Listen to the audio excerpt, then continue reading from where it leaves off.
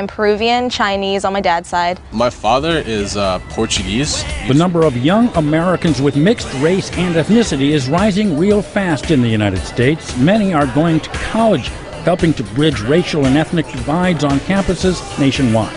On my mom's side, I'm Irish, German, French, Cherokee, and Shawnee. My mother is Haitian and African American. Statistics on race and ethnicity are used by government agencies to assess discrimination against minority groups. There are 4 major classifications of race in the United States: white, black, Asian, and American Indian. These classifications are mostly based on skin color.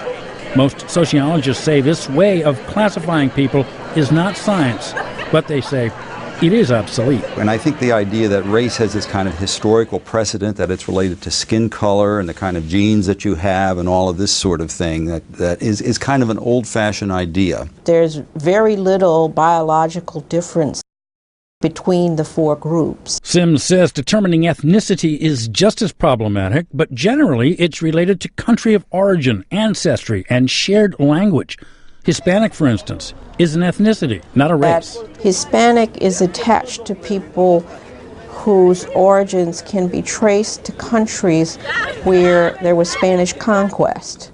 So they are Spanish-speaking countries. So you can be a Hispanic and be a race. So you can be a Hispanic white, you can be a Hispanic black, you can be a Hispanic Asian. So it's complicated. There's been a steep, rapid rise in the number of multiracial, multi-ethnic young people now living in the United States. Many of these kids are going to college.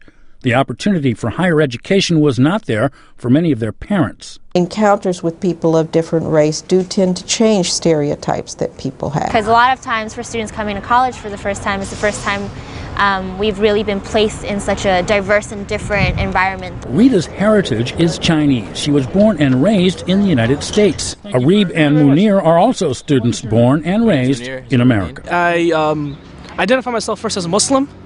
So then I identify myself from where I was born and raised and where I originally come from. So you can say I'm Muslim, American, Bengali.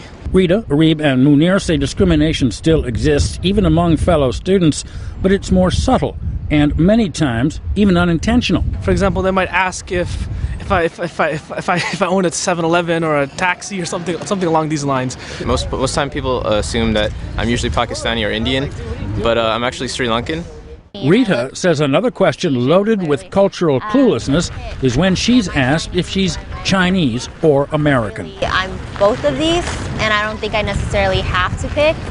And I think that's a lot of the experiences with people of color, right? You're always trying to strive towards, I think, being American, when really how I've made sense of my identity is that I'm both, and that's okay. And it's okay with a rapidly growing segment of the U.S. population. The 3-year-olds in the United States, one of the youngest groups in the United States, now have fewer whites than other racial and ethnic minorities. And of course, as those 3-year-olds get to be 4-year-olds and the people that follow them continue to age up, we're going from the bottom up, from the young up to the old.